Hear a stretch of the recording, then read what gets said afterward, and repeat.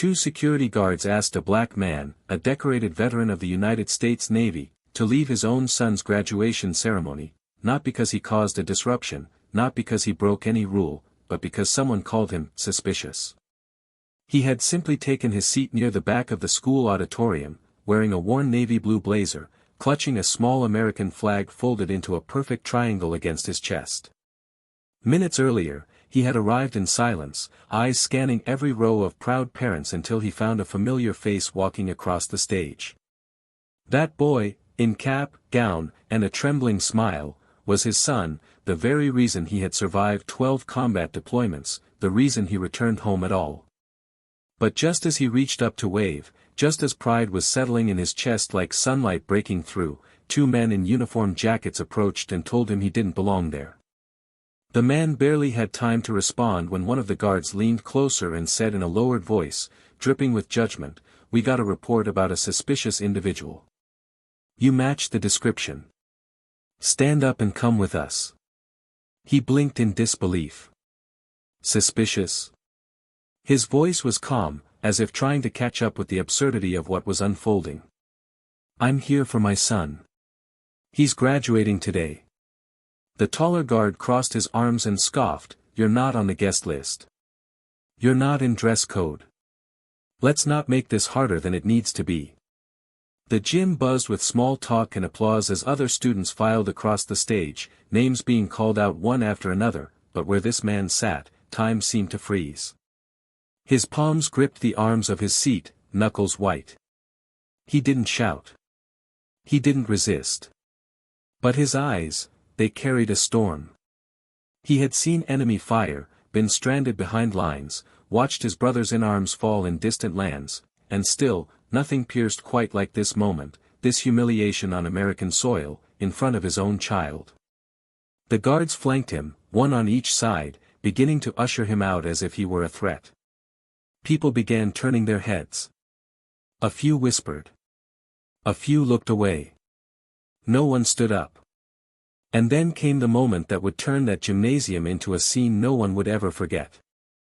As the guards began walking him up the side aisle, the main doors at the rear of the auditorium swung open, loud, forceful, like the sound of boots hitting the deck of a battleship. 9 men entered, each one wearing Navy SEAL dress uniforms. Their medals shimmered beneath the fluorescent lights, and they moved with a presence that couldn't be ignored. The air thickened. Murmurs rippled through the crowd. The guards froze mid-step. Without saying a word, the SEALs walked in formation toward the man who was being removed. The lead SEAL, a tall, broad-shouldered commander with silver at his temples, stepped in front of the guards and stared at them with unblinking authority. "You're laying hands," he said, his voice low but thunderous, "on a man who carried 12 of us out of a combat zone alive. Including me." The silence that followed was unbearable. Everyone turned. The boy on stage stopped smiling. His diploma trembled in his hands. The entire crowd now fixated on the man who minutes earlier had been treated like a trespasser. People gasped. Parents clutched their phones. Teachers turned pale. The guards stepped back instinctively, as if the weight of their mistake had just landed on their chests.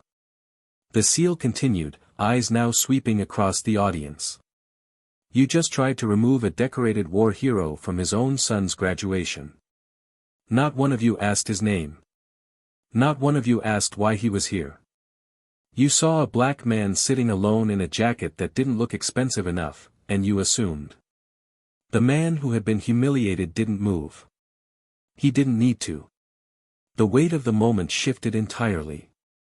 The principal tried to approach, but the SEAL held up a hand to stop him. "Not yet," he said. He turned back to the guards. "You owe this man more than an apology. You owe him your silence.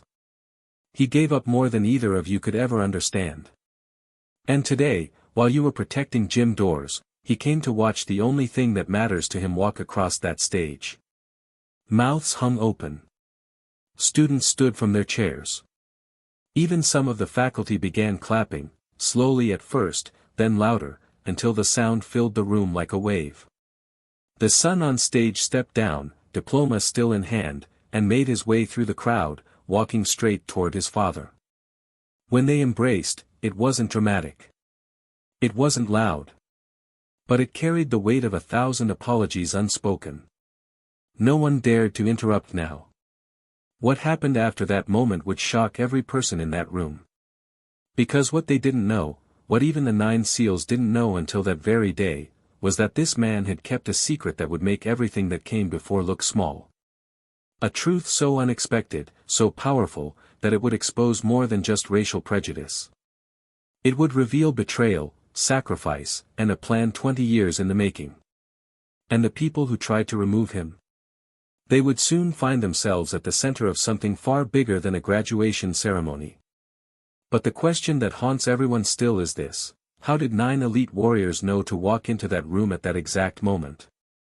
What did they know, that the rest of the world didn't? Stay with us. The story's just getting started. To every black viewer watching this right now, you matter. Your presence, your story, and your voice are powerful. Here on Plow of Twist, we stand firmly against all forms of racism, discrimination, and injustice. We believe in truth, dignity, and respect, for everyone. Enjoy this powerful story we've prepared for you. If this message resonates with you, don't forget to subscribe to the channel and hit the like button. It helps us keep bringing you stories that matter. Now, let's begin. He hadn't planned on being late. If anything, he'd been up before sunrise, laying out his clothes in perfect order, checking the iron creases with military precision just like he had done his entire life. The blazer, though a bit dated, was freshly pressed. The flag, folded with care, was the one he had kept in his footlocker for years, even while moving between bases and barracks, deserts and ships. And the watch, old, scratched, but reliable, ticked quietly on his wrist as he stood in the mirror, adjusting his collar with steady fingers. His name was Malcolm Jennings, a name that had once echoed through naval halls with weight and respect. But today, there was no uniform, no medals pinned to his chest, no salutes or fanfare. Today, he was just a father. The town of Augusta, Georgia had never really felt like home to Malcolm, but it's where his ex-wife had settled years ago with their son, Isaiah. After his final tour, Malcolm tried to stay close, renting a small one-bedroom apartment on the outskirts of town. He didn't have much, but he didn't need much either. Everything he had left was tied to one boy, now a young man, who was crossing a stage that afternoon to receive his high school diploma. That diploma meant more than any commendation Malcolm had ever received. Because Isaiah had done it all without shortcuts, without trouble, without letting the shadow of his father's long deployments swallow him whole. That boy had stood tall, even when Malcolm couldn't always be there. And today was about honoring that. Isaiah had invited him personally. Sent him the school's formal e-invite with a note scribbled in all caps at the bottom: "Front row if you can, I'll be looking for you." That message had sat in Malcolm's inbox for 3 weeks, opened at least a dozen times.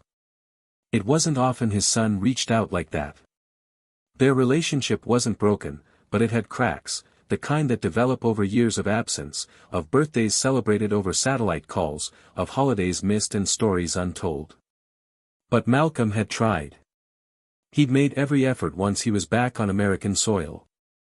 He attended basketball games, parent-teacher conferences, even the awkward career day where he stood in full uniform, awkward and proud, while Isaiah's classmates peppered him with questions about guns and ships and danger. Malcolm had lived his entire adult life in structured chaos. But civilian life didn't offer the same clarity. There were no ranks to respect, no codes of brotherhood to rely on. In Augusta, he was just another black man with calloused hands and a quiet demeanor, someone who people watched cautiously when he walked into a grocery store. The respect he'd earned overseas didn't cross over into this world, not when his skin color still dictated how some saw him. Still, he didn't complain. He wasn't the type to talk about injustice. He just kept his head down and focused on what mattered, rebuilding what was left between him and his boy. Isaiah was everything Malcolm wasn't at that age: expressive, thoughtful, academic. He had his mother's patience and his father's determination, a rare blend that made him respected by students and teachers alike. Malcolm knew he'd been lucky. Not all kids with military parents came out so grounded. He often wondered if Isaiah's strength came in spite of him, or because of him. Either way, watching that kid walk across the stage was going to be the closest thing to salvation Malcolm would ever feel. The school where the graduation was held wasn't anything special. Eastbrook High was a large brick building with fading blue banners and outdated trophies locked behind dusty glass. The auditorium was big, but not grand. The walls were lined with folding chairs, and the stage was draped with plastic plants and mismatched school flags. Still, Malcolm arrived early, not wanting to risk missing a single moment. But the parking lot was already crowded, and by the time he made it through the double doors, the seating area was nearly full. He didn't mind sitting in the back. All he wanted was a clear view of Isaiah and a few quiet seconds to wave when their eyes met. That was it. No speeches, no attention. Just the small, silent pride of a father watching his son become something more. But things didn't unfold that simply. He was barely seated when the tension began. A staff member leaned toward the guards near the door, gesturing toward him subtly. A few seconds later, the guards approached. Malcolm looked up, offering a polite nod, assuming perhaps they were looking for someone else. But the moment their eyes locked, he knew. He could feel it, the suspicion, the discomfort in their posture, the way one of them placed his hand near the radio on his shoulder. "Sir," one of them said, already speaking in a tone that assumed guilt, "we've received a report about a suspicious individual matching your description. We're going to need to verify your presence here." Malcolm blinked. He didn't get up. He didn't raise his voice. He simply said, "I'm here for my son's graduation. I've got an invite." He reached slowly for the printed program in his coat pocket, but the second he moved, one of the guards flinched, hand tightening near his belt. "You're not listed as an official guest," the other guard said, eyes narrowing. "We're going to ask you to step outside." Malcolm looked around. No one intervened. No one said a word. Parents were whispering now. Some were watching, some were pretending not to. A woman too rose down, pulled her purse a little closer. A man across the aisle looked away. Humiliation wrapped around Malcolm's throat like a rope. He had fought wars for these people. Bled for a country that now saw him as a threat at a high school graduation. He wanted to say something, not to plead, but to remind them who he was. What he had done. But would it have mattered? Would it have changed the way those guards looked at him? His hand gripped the folded flag on his lap like it was a lifeline. He looked to the stage. Isaiah hadn't seen him yet. That was the worst part, knowing his son might never know he was there. That he came. That he had dressed up, that he had rushed through traffic, that he had dreamed of this day since the boy was in kindergarten. But the guards didn't care. All they saw was a man who didn't fit. Not the guest list. Not the image. Not the room. He stood, slowly, the way you stand when you know your dignity's been torn from you. He straightened his back out of instinct, the military still in his bones, even if the world had forgotten it.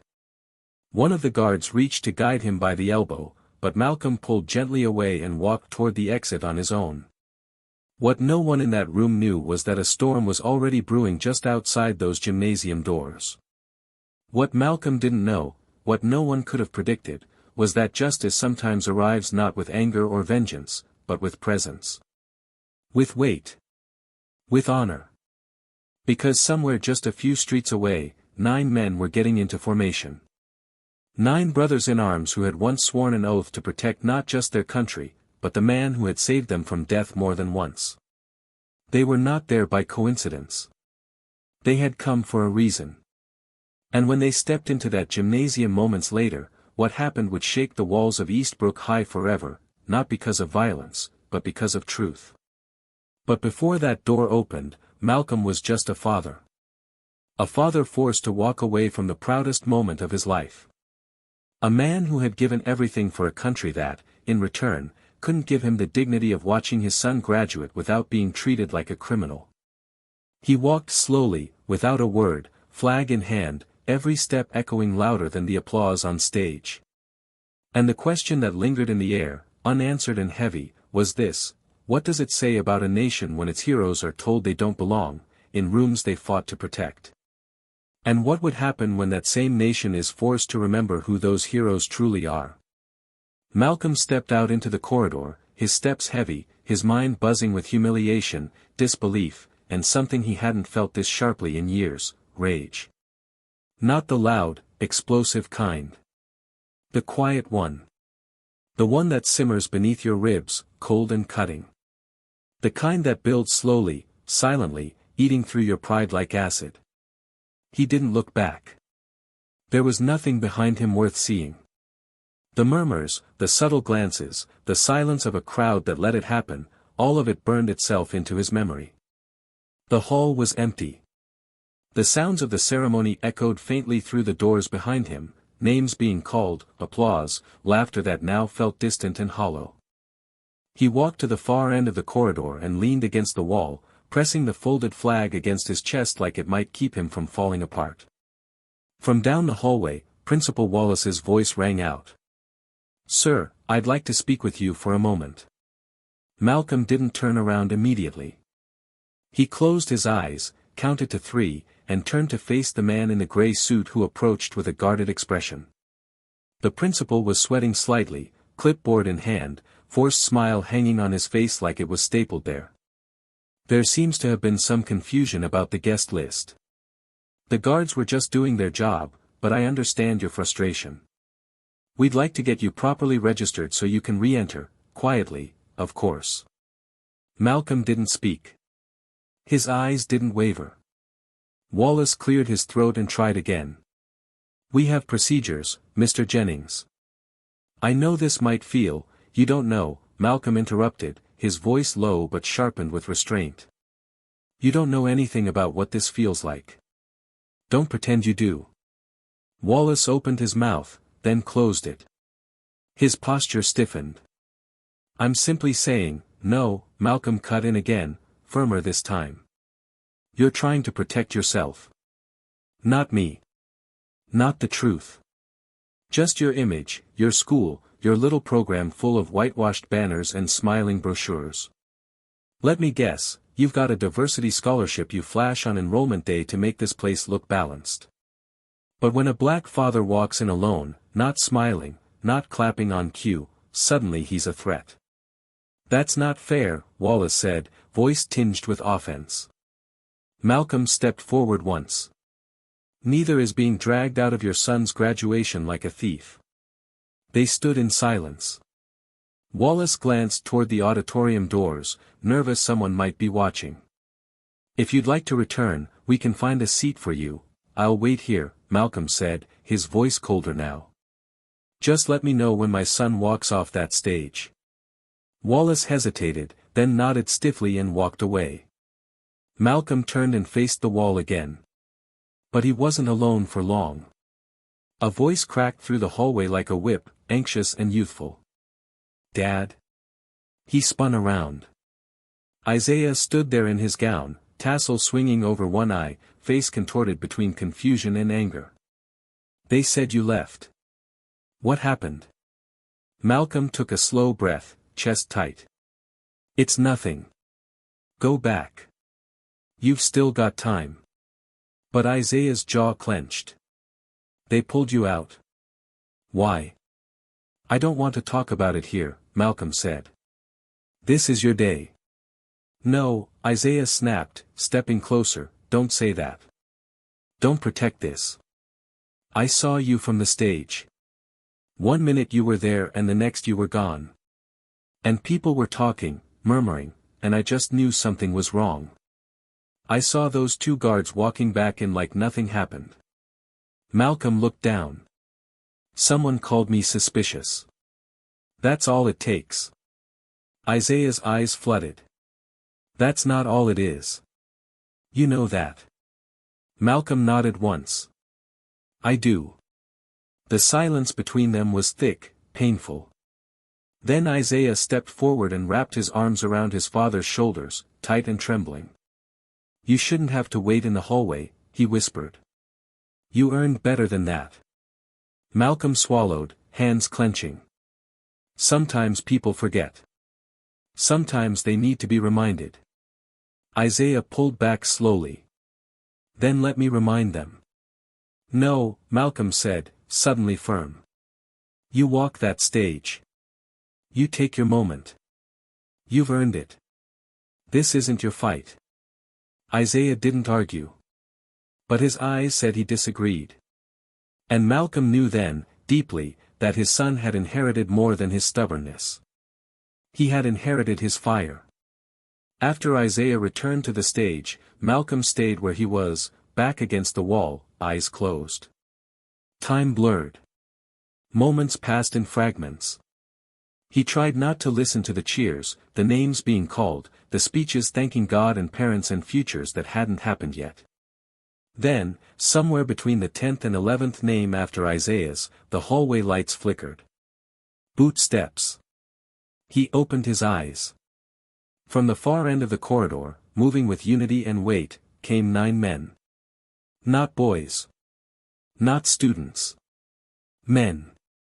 They wore their Navy SEAL formal dress blues like armor, buttons gleaming, shoes shined, eyes hard with intent. Malcolm stood up straighter. He knew those silhouettes, those faces, even after all this time. They didn't walk like guests. They walked like soldiers still in formation. The one at the front, the commander, met his gaze without blinking. "We heard what happened," the commander said. "And we're not here to watch." Malcolm's mouth parted slightly. "How?" "Your son made a call," the man said. "To one of ours. And word traveled." Malcolm looked toward the auditorium doors, disbelief mixing with awe. "Isaiah did that?" The commander nodded. "He knew where to find us." Malcolm took a breath, steadying himself against the tidal wave of emotion pressing against his ribs. "You didn't have to come." "We did," the man said. "For you." The others behind him nodded in silent agreement. These were not men who made appearances for ceremony. These were men whose respect had been earned in blood, sweat, fire. They did not show up for politics or image. They showed up for truth.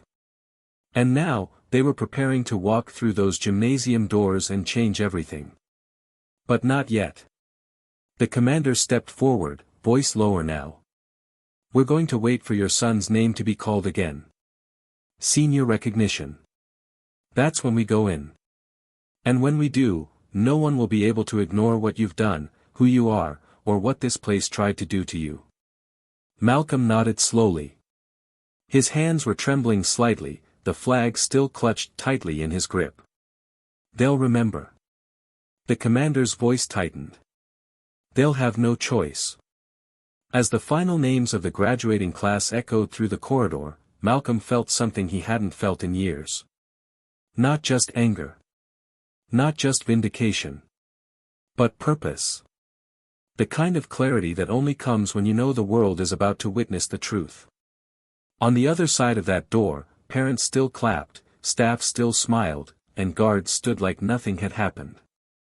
But the truth was already walking toward them. And when that door opened again, the entire room would be forced to see Malcolm Jennings for who he truly was. And the question that no one in that gymnasium had asked yet, but would soon be desperately trying to answer, was this: what kind of man do you think you just put your hands on? Because they were about to find out. The atmosphere inside the gymnasium hadn't shifted yet. People still clapped, not out of joy but out of habit, as the last rows of graduates made their way across the stage. Faculty sat neatly behind the podium, some scanning the program for cues, others sipping lukewarm coffee from paper cups. The principal adjusted his tie once more, ready to deliver closing remarks, his face locked in that performative smile worn too often by men who mistake authority for character. The guards had taken their positions back near the double doors, postured with a strange mixture of pride and oblivion. No one looked toward the hallway. No one knew the storm waiting just beyond those doors. And no one could have imagined that the most defining moment of the entire ceremony hadn't happened yet. Malcolm stood still just outside, flag still in his hand, flanked now by 9 men whose presence alone could shift the balance of any room they entered. There was no fanfare, no chants, no speeches being practiced. Only breathing. Focus. Quiet intensity. They had waited for the signal, the moment when Isaiah's name would be called one final time for honors. That was the opening. That was when they would walk in, not to make noise, but to bring weight. The commander, standing to Malcolm's right, gave him a small nod. It was time. Inside, the principal cleared his throat and spoke into the mic. His voice, calm and rehearsed, floated across the rows of chairs. And now, as we prepare to close this year's ceremony, we want to take a special moment to recognize one of our graduates for his outstanding achievements, not just in the classroom, but in leadership, community involvement, and perseverance. This year's recipient of the Principal's Honor Medal. Isaiah Jennings. The audience responded with polite applause. The kind reserved for recognition that no one understands deeply, but everyone agrees should be clapped for. Isaiah rose slowly from his seat, walked toward the podium with measured steps, but his face was distant. Focused. He wasn't thinking about medals. He wasn't thinking about accolades. He was thinking about the door.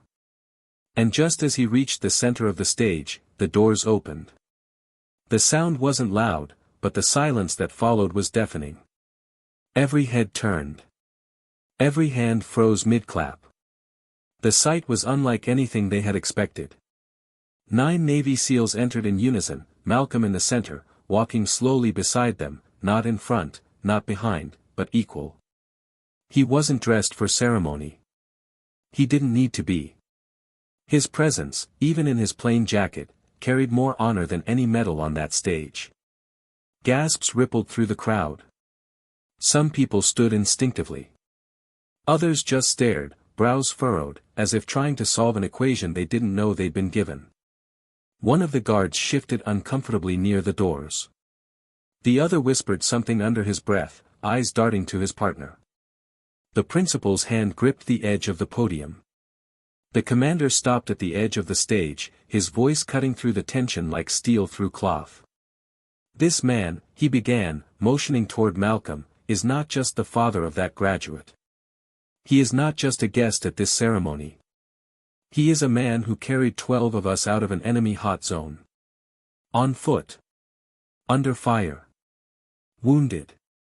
Refusing evacuation until every last one of us was safe. That includes me. I was dead weight. He didn't blink. The crowd held still. You looked at him and saw a threat, the commander continued. We looked at him and saw our reason for breathing. The guard nearest the back shifted again, as if trying to decide whether to stay frozen or flee.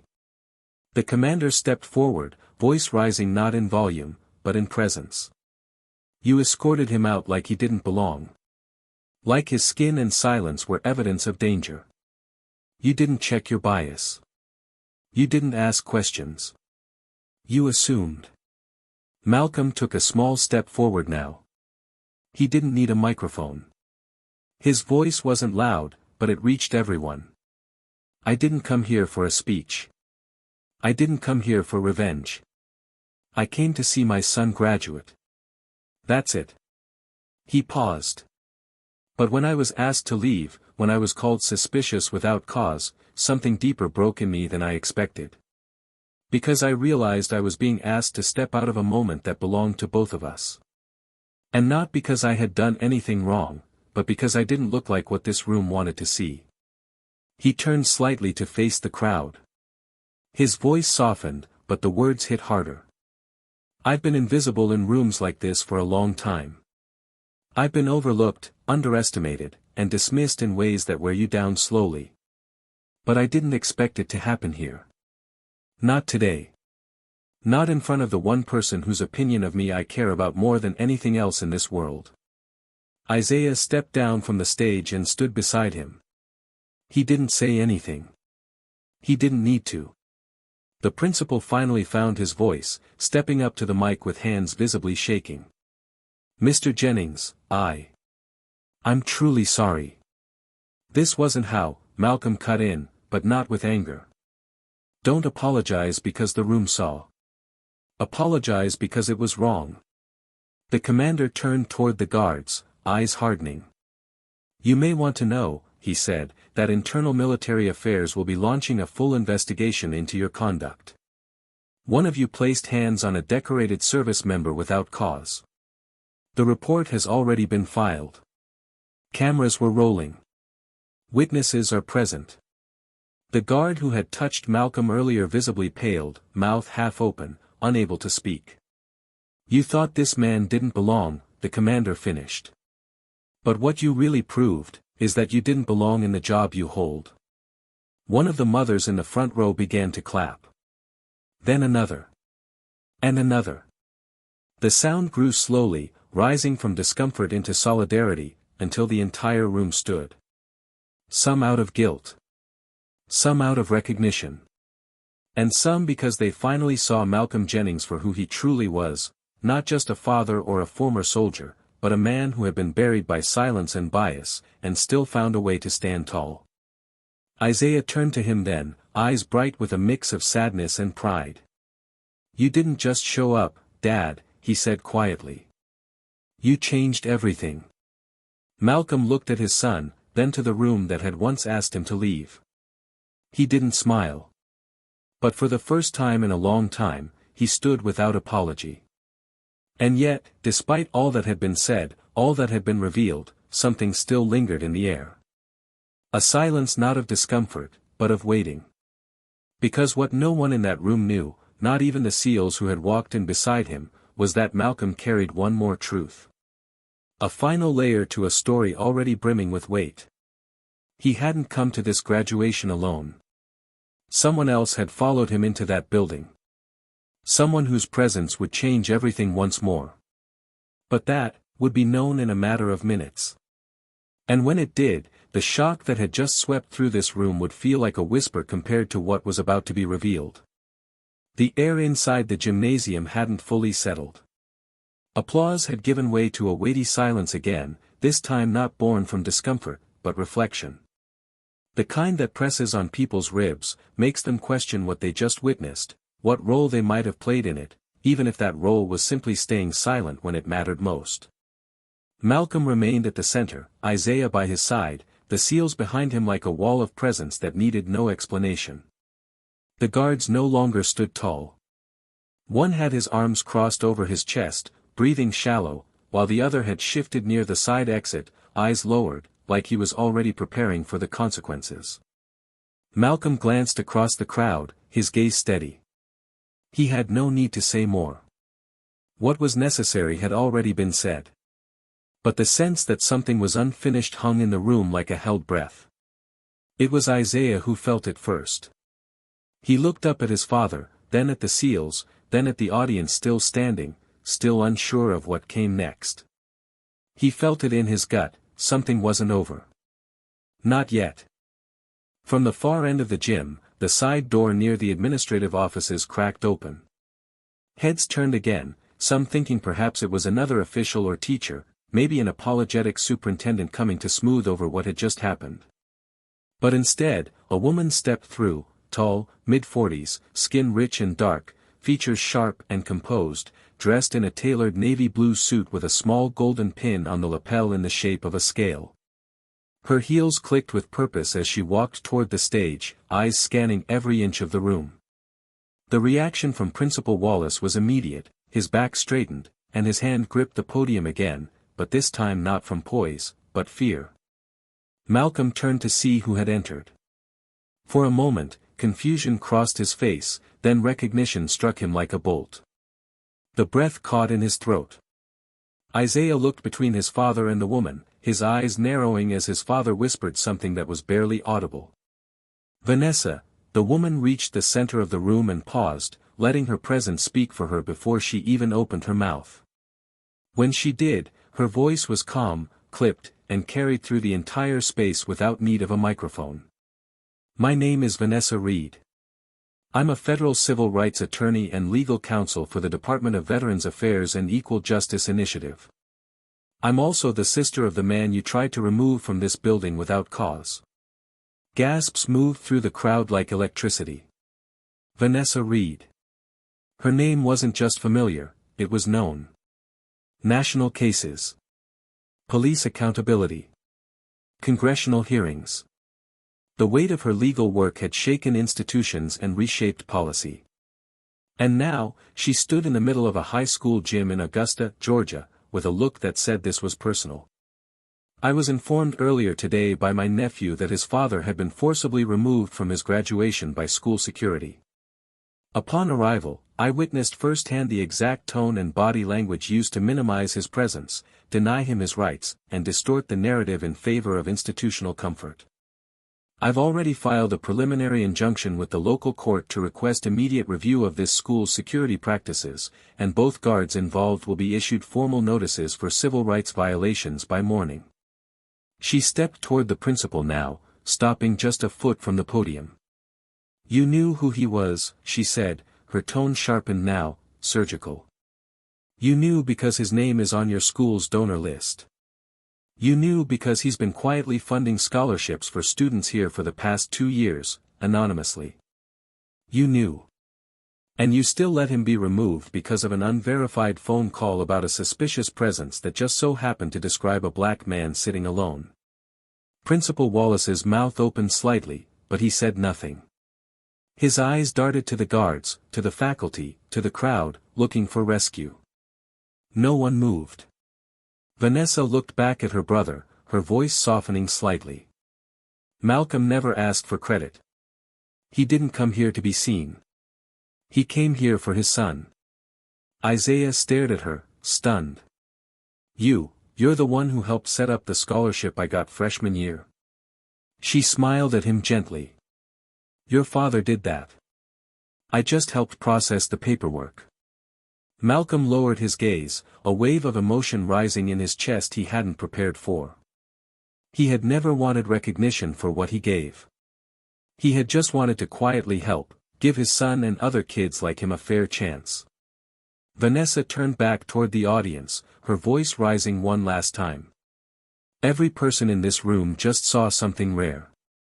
You witnessed a man stripped of dignity, and then watched him reclaim it without violence, without vengeance. But know this, not every injustice ends with applause. And not every room will get the chance to make it right. So ask yourselves, if no one had walked in through that door, would you have done anything different? Silence returned, but it wasn't empty. It was reflective. Heavy with discomfort and awakening. Malcolm turned to his son. I didn't want it to be like this. I just wanted to see you walk. Isaiah shook his head slowly, tears threatening again. It was never supposed to be easy, was it? Malcolm chuckled faintly, pain laced in the sound.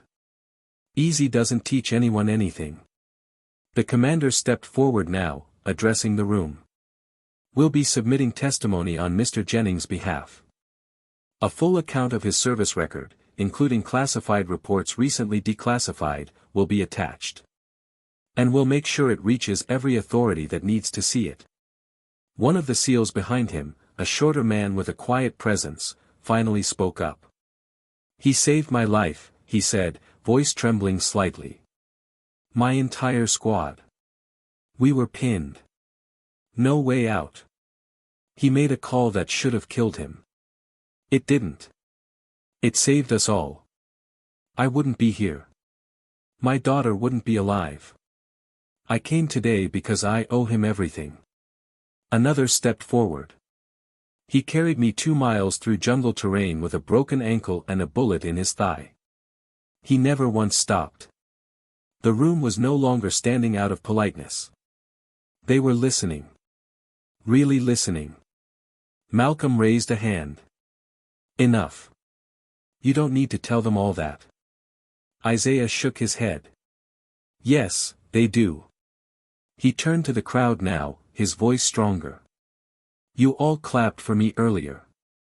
But the truth is, I wouldn't have made it through anything in my life without the man who taught me what strength looks like in silence. What discipline feels like when no one's watching. I watched him survive things he never talked about. I saw him fight battles you couldn't imagine, and then show up to my games like nothing was wrong. This wasn't supposed to happen like this. But maybe it had to. The principal tried again, desperation leaking into his voice. Please, we didn't intend, Vanessa cut him off. Intent doesn't erase impact. You intended to keep your ceremony clean, smooth, pretty. Instead, you exposed its truth. And now you'll answer for it. The last round of applause wasn't loud. It wasn't explosive. It was long, solemn, slow. The sound of people reconciling their silence with what they had witnessed. Isaiah turned to his father again, voice cracking just enough to show the boy still inside him. Can we go home now? Malcolm placed a hand on his shoulder. Yeah. We can. And as they turned to leave, the crowd parted, not because they had to, but because they knew they should have from the beginning. But as they reached the exit, Malcolm paused. He turned one last time toward the room, letting his eyes scan every face, even the ones who still couldn't meet his gaze. And in that final look, there was no resentment. Only truth. Because sometimes, the greatest justice isn't punishment, it's revelation. Letting the world see what it tried so hard to ignore. And they had seen. Outside the gymnasium, the sun had shifted just enough to stretch long shadows across the pavement, casting soft amber light over the parking lot. The tension inside that building hadn't followed Malcolm out, not in the same way, but it clung to the air like leftover smoke after a fire. He and Isaiah walked in silence for a while, steps slow, the flag still pressed between Malcolm's fingers, now less a shield and more a symbol reclaimed. Behind them, murmurs continued. Conversations were already unfolding, small clumps of parents and students discussing what they had just witnessed, some in disbelief, others in shame, and a few already rewriting their own behavior in their heads. There was a silence between Malcolm and Isaiah that wasn't uncomfortable, but necessary. Not every moment needed words. Sometimes the weight of truth required space to breathe. Isaiah looked up toward his father, the cap now tucked under his arm, the tassel knotted around his wrist like a reminder. You think they actually hurt us in there? His voice wasn't cynical, but curious. Malcolm didn't answer right away.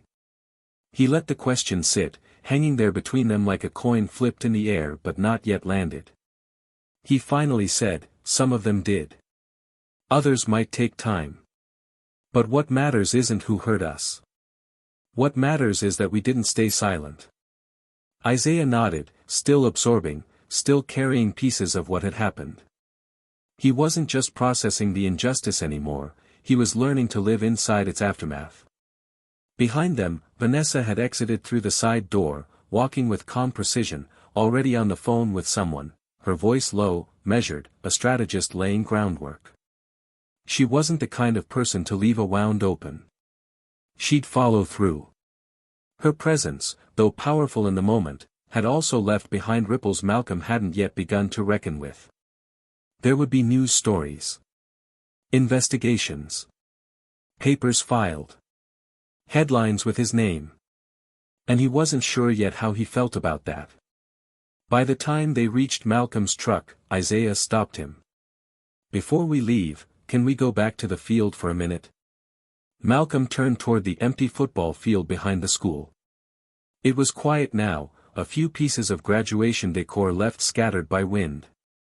He hesitated, then nodded. They made their way through the back entrance, crossing the grass until they reached the 50-yard line, where Isaiah finally stopped, standing with his hands deep in his gown pockets. This was where I told myself I'd picture you, he said, eyes scanning the bleachers, if you didn't show up today. I told myself I'd imagine you sitting right there, clapping like you always do. Malcolm stood beside him, arms crossed, his throat tight. Isaiah continued, and then I saw you. Just like that. Sitting there for real. And for a second, I thought everything was perfect. There was pain in his voice, not because of what had happened, but because he had to admit it hadn't been. He looked at his father. And then they made you leave. And I didn't do anything. I just stood there. I let it happen. Malcolm turned, voice low. You were a kid on stage. What were you supposed to do, Isaiah? Throw the mic and tackle a guard? I don't know, Isaiah replied, his voice cracking, but something. Anything. I didn't even ask until later. And if I hadn't called Uncle Ray, if he hadn't reached the team, would they have just let it go? Would we all have just gone home like nothing happened? Malcolm placed a hand on his son's shoulder. We do what we can with what we know at the time. You did something. You spoke. You made sure the truth wasn't buried. That's more than most people ever do. Isaiah didn't move. I still feel like I failed you. Malcolm's eyes softened, and he said, No, son. You reminded me why I kept fighting in the first place. The sky above them had deepened into a soft orange by now, the clouds blushing against the horizon. Malcolm looked toward the school building, where the shadows were growing longer, covering the steps like a curtain closing on a stage. But the story wasn't over. Not really. Back inside, Principal Wallace sat alone in his office, the door shut, the window shades pulled halfway down. He hadn't moved since returning from the ceremony. His hands rested on the surface of his desk, but his fingers didn't stop twitching. The image of Malcolm standing center stage wouldn't leave his mind. Neither would the words Vanessa had spoken. They echoed over and over, about complicity, about intent, about silence being its own form of action. And it wasn't just guilt he felt. It was conflict. Somewhere deep inside him, a battle had begun, the comfortable man he had always been now staring down the fractured image of the man he pretended to be. He reached for his phone twice, then pulled his hand back each time. Who was he going to call? The school board? A lawyer? A friend? No one could undo what had happened. No one could spin this back into a neutral press release. There were videos now. Witnesses. An entire gymnasium full of people who had been jolted awake by something real. And he couldn't lie to himself anymore. He had seen the moment Malcolm stood there, unmoved, unspeaking, while the whole world had to swallow what it had done. It was the most powerful silence Wallace had ever experienced. And it had dismantled every illusion he had carefully constructed about fairness, about professionalism, about his own role in things he once claimed were out of his control. Meanwhile, the SEALs had remained just outside the building, a few of them leaning against the wall, others checking in with their respective units or quietly speaking with Vanessa. They hadn't come for public spectacle, and now that the storm had passed, they felt the stillness of what had been left behind. One of them, the youngest of the group, sat on the curb, elbows on his knees, looking out at the now empty parking lot. You think he'll be okay after all this? He asked the commander beside him. The commander took a long breath. He's been through worse than this. But that doesn't mean it won't leave a scar. He never wanted credit, the younger one said.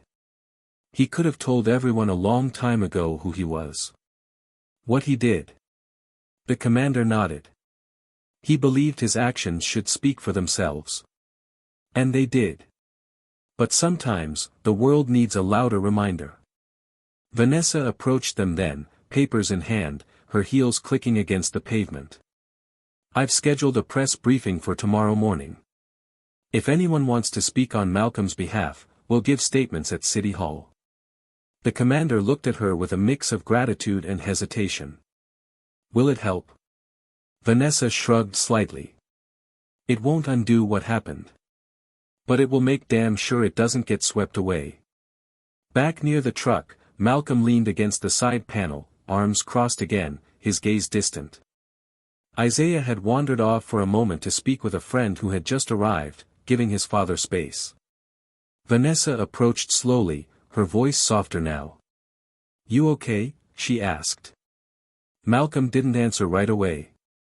He glanced toward the horizon, then finally said, I didn't think it would hit me like that. I thought I'd just go, sit in the back, watch my boy walk across that stage. Then head home. Quiet. I know, she replied. He looked at her then, expression tired but open. And now? Now, she said, people saw you. The real you. They saw the weight you've carried. And the way you refused to let it bury you. Malcolm sighed. It shouldn't take humiliation for people to see a man's worth. It shouldn't, she agreed. But sometimes it does. And when it does, the only thing we can control is how we respond. He looked down at the flag still in his hands. I never wanted this to be about me. Vanessa nodded. It never was. It was about the system. And what it chooses to reward or ignore. He was quiet for a moment longer, then asked, and what happens to them now? The guards. The school. Vanessa looked back toward the building.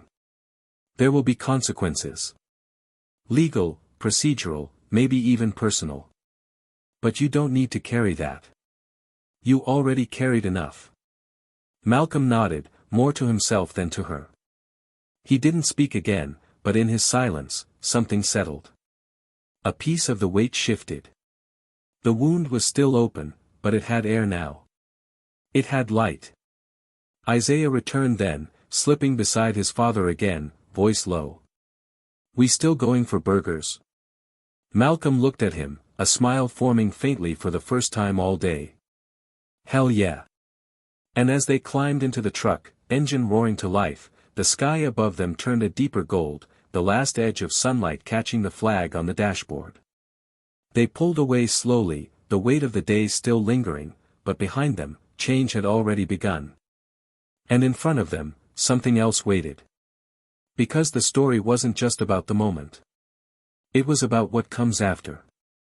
And that, was still unfolding. The highway stretched out in front of them, long and mostly quiet, framed by low pine trees and streaks of late evening light slicing through the windshield.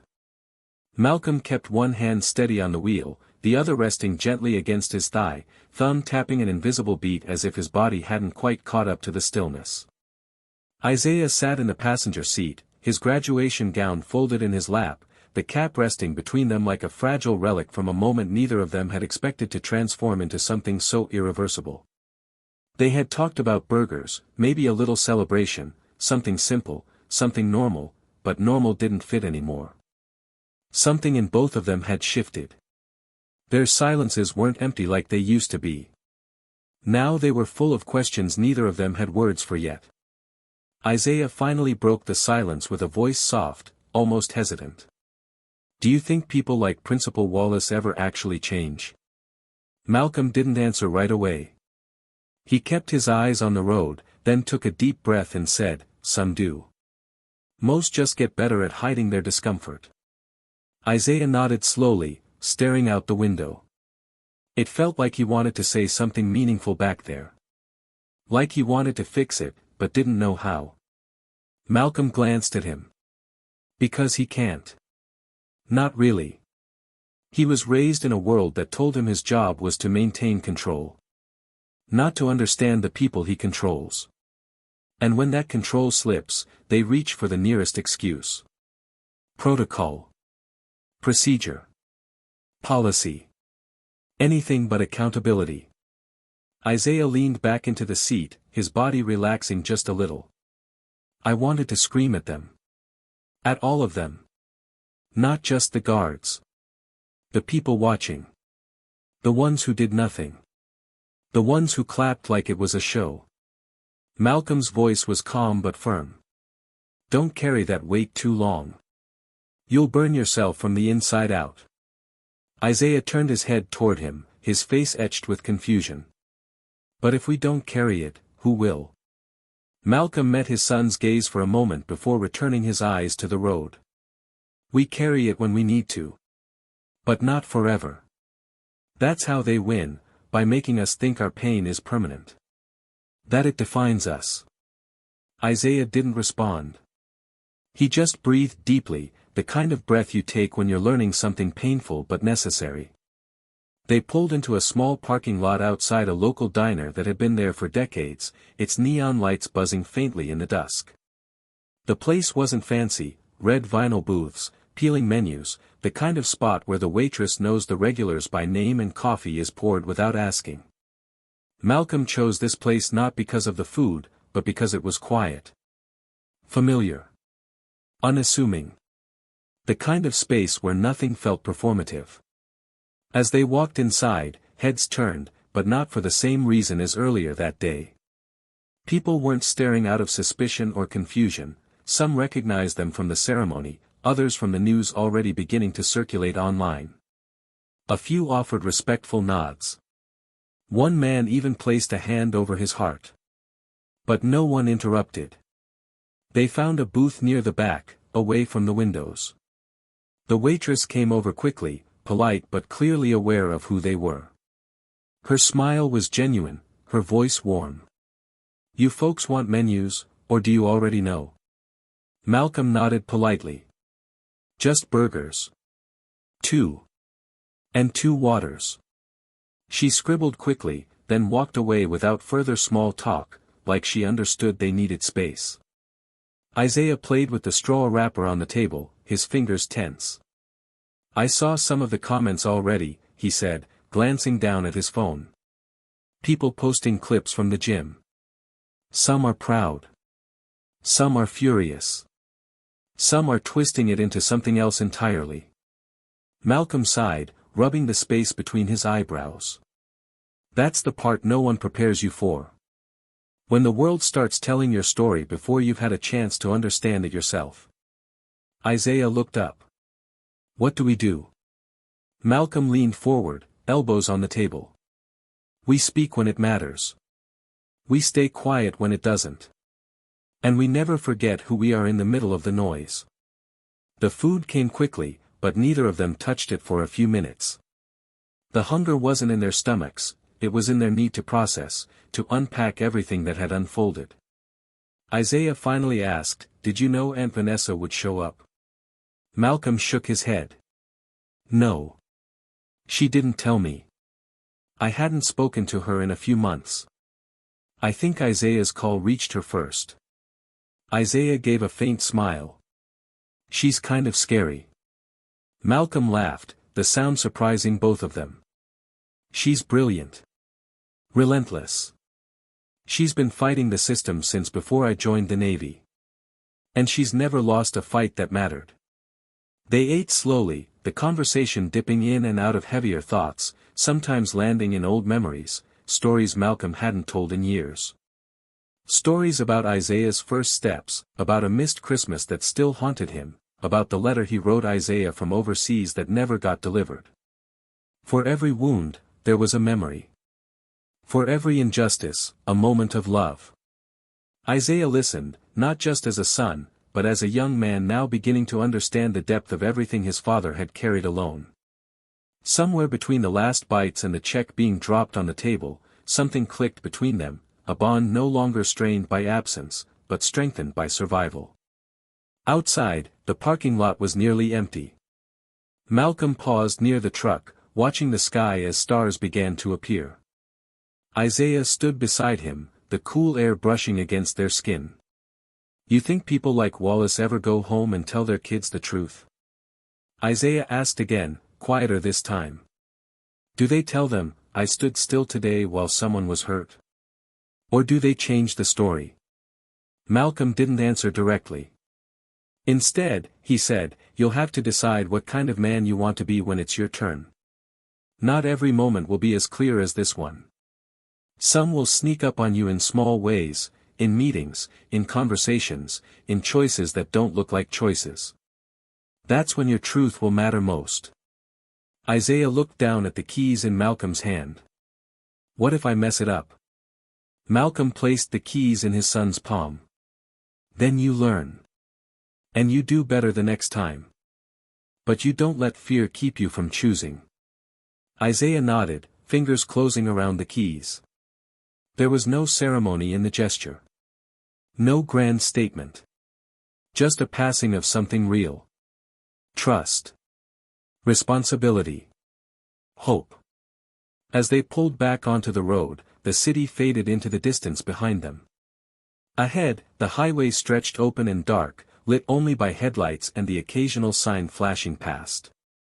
And somewhere in that long drive home, Malcolm found himself reflecting not on the pain of what had happened, but on the clarity that followed.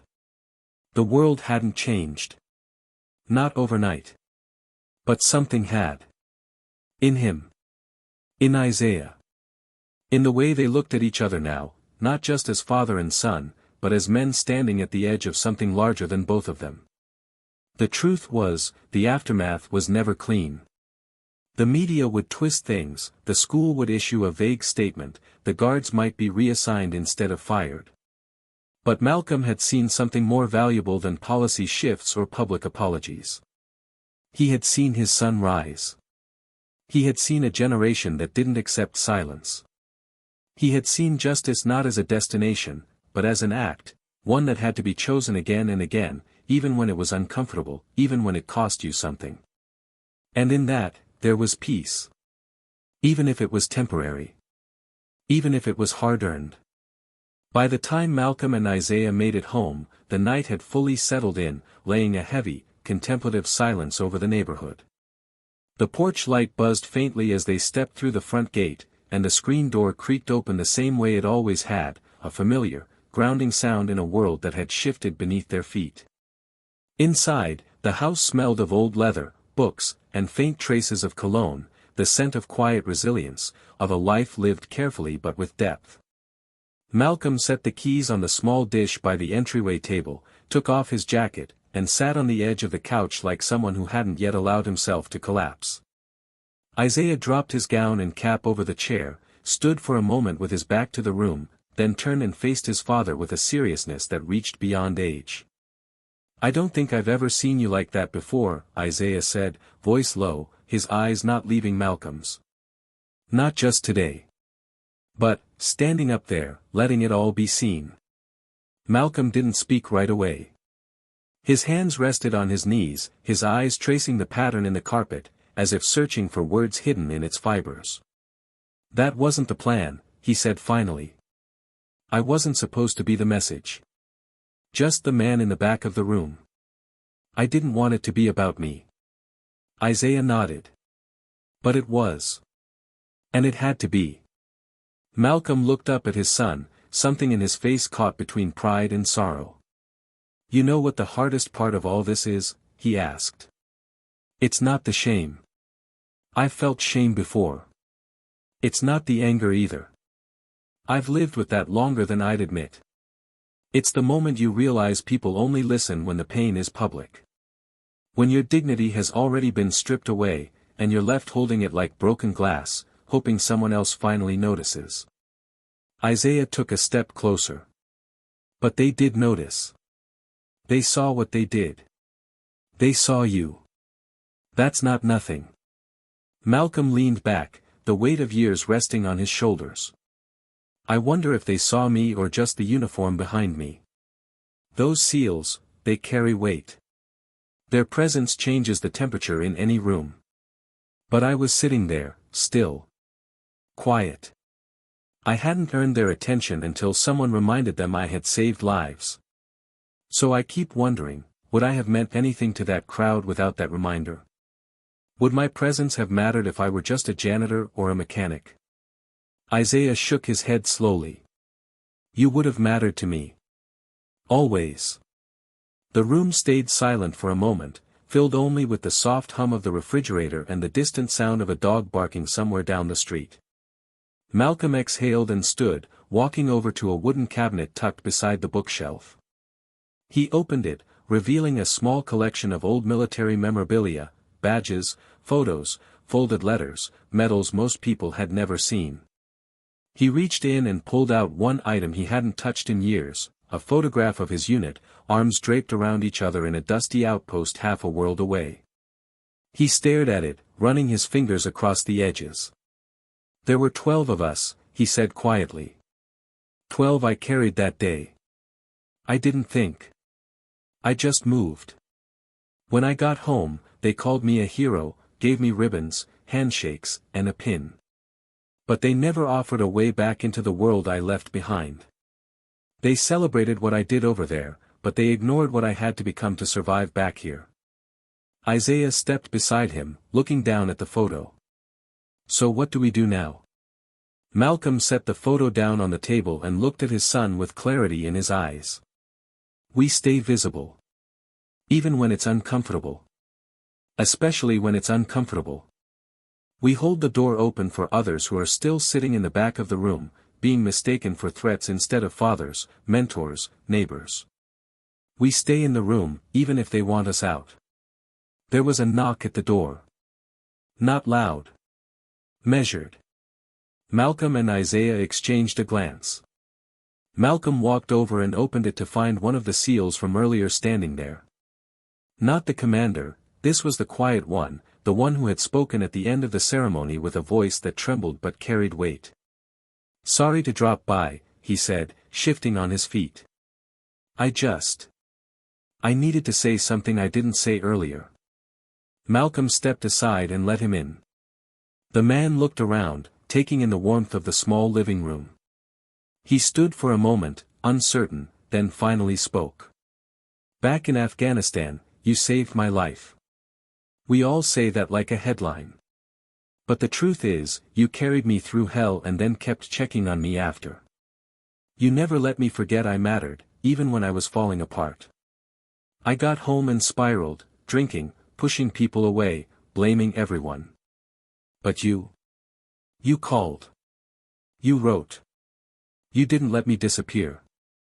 I've spent the last 7 years rebuilding because of you. Malcolm's face softened, his eyes dropping briefly to the floor. You don't owe me anything. The man stepped forward, voice firm. I do. We all do. That's why we showed up today. Not just to honor you. But to show that we see you. Not the uniform. Not the headlines. You. Isaiah stood nearby, listening, absorbing. The SEAL turned to him. You've got a hell of a father. The kind of man who carried the weight no one else wanted and never asked for credit. Isaiah nodded, eyes wet but steady. I know. After a few more quiet exchanges, the SEAL excused himself, leaving the two of them once again alone in the stillness. Malcolm closed the door and leaned against it for a moment, eyes shut. Isaiah crossed the room and sat on the couch, voice low. Do you ever think about quitting? Just disappearing from all of it? Malcolm opened his eyes slowly. Every day. But then I remember what disappears with me. The stories. The truth. The reason someone else might speak up tomorrow. And I can't do that to them. Isaiah looked up. Do you think I could be someone who speaks up like that? Malcolm stared at him for a long time, then crossed the room and sat beside him. You already are. The clock ticked past midnight. Outside, the world kept moving. But inside that home, something had taken root, something deeper than outrage, longer lasting than shame. A quiet resilience. A vow, spoken not with loud declarations, but with presence, with clarity, with the kind of love that outlasts even the most public forms of pain. And though the story had started in humiliation, it had grown into something much larger, an awakening not just for those who had witnessed it, but for those who had lived it. Malcolm leaned back, eyes on the ceiling, letting the quiet wrap around them both. Isaiah rested his head against the back of the couch, his body finally letting go. Neither of them needed to speak. Because some truths, once seen, speak for themselves. 2 weeks later, the front page of the local paper carried a photo not of Malcolm being escorted out, but of him standing between Isaiah and the SEAL team, shoulders squared, flag still in hand, his son's arm proudly looped through his own. The headline didn't use the word incident or controversy. It simply said, a father stood. What followed wasn't viral outrage or empty press apologies, it was a ripple effect that began to change things far beyond that gymnasium. The guards who had removed Malcolm were placed on immediate leave, and within days, one resigned quietly, while the other publicly admitted his actions were driven by a bias he hadn't even realized he carried. He didn't ask for forgiveness, but he did something rarer. He requested training and chose to stay in the city to face the consequences of what he'd done. It didn't make things right, but it proved that not everyone runs from truth once it's seen. Principal Wallace, after several emergency board meetings and hours of reflection, took a leave of absence. But before stepping away, he made a public statement, not crafted by PR professionals, but spoken with visible discomfort and honesty. He admitted his failure to lead, his failure to intervene, and the deeper failure of a system he had spent decades upholding without ever questioning its foundation. He didn't ask to be celebrated for recognizing that truth. He asked the community to hold his seat open until he could return with new eyes, and with a commitment to rebuild what he'd allowed to rot in silence. And while not everyone was quick to embrace his words, the fact that they came at all marked a fracture in the pattern, a break in the cycle of self-preserving silence. Vanessa Reed didn't stop after the ceremony. She took Malcolm's story, his real story, not the simplified headline, and used it as a case study in a national series of legal workshops addressing racial bias in public institutions. What made her different wasn't just her eloquence or legal mind, but the intimacy of her investment. She didn't speak about Malcolm as a client or a symbol, she spoke as a sister, as someone who had grown up with him, watched the weight he carried in silence, and finally saw it recognized. She testified before the state board and made it clear, systemic change doesn't begin with massive legislation. It begins with what happens when one man refuses to disappear. As for Isaiah, the graduation he once dreamed would be the start of something small, a college path, a career in writing, became something he could never have planned. A video he had filmed during the ceremony, quietly captured from a classmate's phone, began to circulate. But it wasn't Malcolm being confronted. It was Malcolm standing silently while a room shifted. That image spoke louder than any confrontation. Isaiah's words that followed it, written not with the polish of a politician but with the raw emotion of a son witnessing injustice, caught national attention. Colleges reached out. Not because of his story, but because of how he told it. He was offered a full-ride scholarship to study journalism and social advocacy. But before he left town, he spent the summer working alongside Vanessa, assisting with youth seminars, helping other students of color navigate spaces that too often treat them as visitors rather than the future. And Malcolm didn't return to the shadows. He didn't slip back into quiet routines or push the attention away. He accepted it, not because he wanted recognition, but because he finally understood the impact of visibility.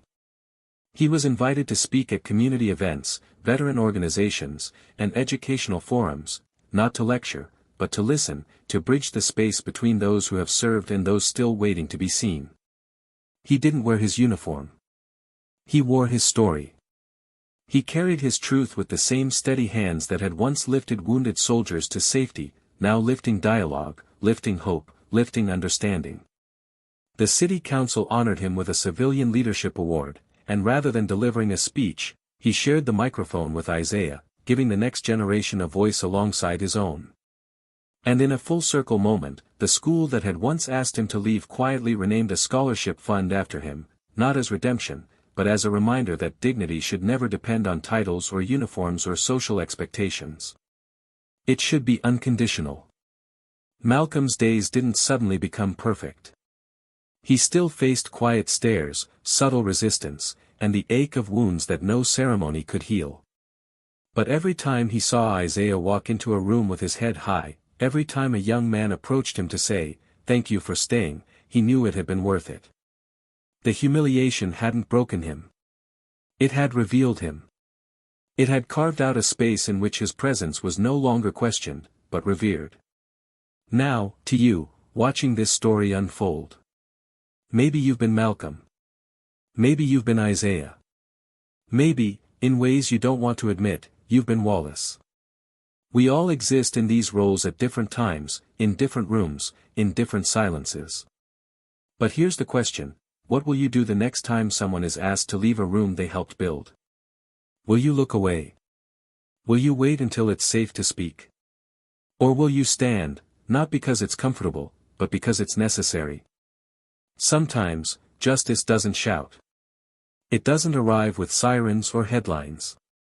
Sometimes, it walks in quietly, through a set of double doors, flanked by those who remember who you are even when the world forgets. And when that happens, you have to choose what kind of witness you'll be. Tell us in the comments, how did this story affect you? Have you ever been in a room where silence said more than words? What did you learn? What would you do differently? And if stories like this matter to you, if you believe in the power of truth, of redemption, of rethinking what justice can look like, subscribe to Tales of Twist. We tell the stories that others overlook. We shine light on the quiet victories. And we remind you that sometimes, the most powerful stand, is the one taken in silence. We'll see you in the next story.